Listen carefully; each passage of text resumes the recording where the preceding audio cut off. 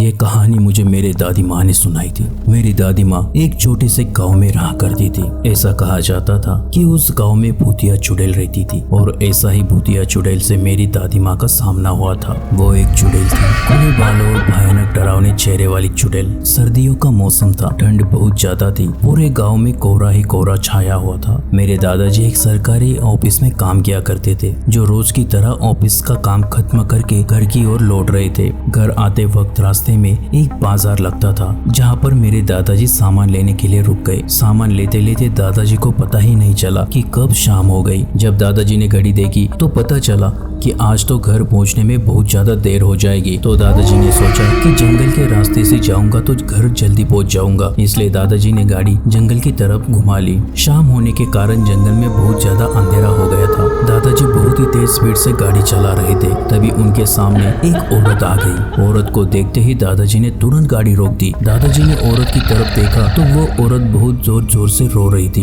दादाजी को लगा कि किसी मजदूर की पत्नी होगी जो रास्ता भटक गई है। रास्ता सुनसान था, इसलिए दादाजी ने सोचा कि इस महिला की मदद करना जरूरी है। उन्होंने महिला से पूछा कि वो इस जंगल में अकेले क्या कर रही है। महिला ने कोई जवाब नहीं दिया और जोर जोर से रोती रही। ऐसा लग रहा था कि सारा जंगल उस महिला के रोने की आवाज से गूंज रहा हो। दादाजी ने पूछा कि आपका घर कहाँ है, फिर भी वो महिला कुछ भी नहीं बोल रही थी। दादाजी ने उसको बोला कि तुम मेरे साथ मेरे घर चलो, जिसके बाद वो दादाजी के साथ घर चलने के लिए तैयार हो गई और दादाजी ने उस महिला को पीछे वाली सीट पर बिठा दिया। गांव में घूंघट डालने का रिवाज होता है, जिसके कारण उस महिला ने भी अपने सर पर घूंघट ओढ़ रखा था और उसका चेहरा ढका हुआ था। फिर दादाजी उस औरत को लेकर घर की तरफ निकल गए। घर पर सभी लोग दादाजी का इंतजार कर रहे थे। जैसे ही सबने गाड़ी की आवाज सुनी, सब भागकर दादाजी के पास आ गए। जब सभी परिवार वालों ने उस महिला को देखा तो दादाजी से पूछा। दादाजी ने जंगल वाली पूरी बात बताई और कहा कि अब यही खाना बना देगी, लेकिन दादी माँ को उस महिला पर शक हो गया था। दादी को लगा कि ये कोई चोर है जो घर का सामान चुरा कर भाग जाएगी। दादी माँ ने उसे रसोई में जाकर खाना बनाने के लिए कहा, जिसके बाद वो महिला बिना कोई जवाब दिए रसोई की तरफ चली गई। रसोई में सारा सामान रखने के बाद दादी माँ ने कहा कि सबको भूख लगी है, इसलिए जल्दी से खाना बना दो। दादी माँ ने उसे रसोई में भेज तो दिया, लेकिन उनका मन अभी भी शांत नहीं था। 10 मिनट बाद दादी माँ रसोई में पहुंची तो देखा कि अभी वो महिला मछलियाँ बैग में से निकाल रही थी, जिसको देखकर दादी माँ को और भी गुस्सा आ गया और उन्होंने बोला कि तुमने अभी तक खाना बनाना शुरू भी नहीं किया, कब खाना बनेगा और कब हम लोग खाएंगे। उस महिला का चेहरा अभी भी ढका हुआ था, इसलिए किसी ने भी उसका चेहरा नहीं देखा था। दादी माँ ने उसका चेहरा देखने की कोशिश की, लेकिन उसका चेहरा नहीं देख पाई। दादी माँ ने बोला कि जरूरत हो तो बुला लेना, लेकिन फिर भी वो महिला कुछ नहीं बोली। दादी माँ को लगा कि शायद अनजान लोगों की वजह से ये झिझक रही है, जिसके बाद दादी माँ चली गई। रसोई में से अजीबोगरीब आवाजें आ रही थी। फिर 10-15 मिनट बाद दादी माँ रसोई में आई। रसोई का नजारा देखकर दादी माँ बहुत डर गई। उनके पैर वहीं पर जम गए। दादी माँ के गले से आवाज नहीं निकल रही थी। दादी माँ ने देखा कि वो महिला रसोई में बैठकर कच्ची मछलियाँ खा रही थी। रसोई में मांस और हड्डियों के टुकड़े बिखरे हुए पड़े थे।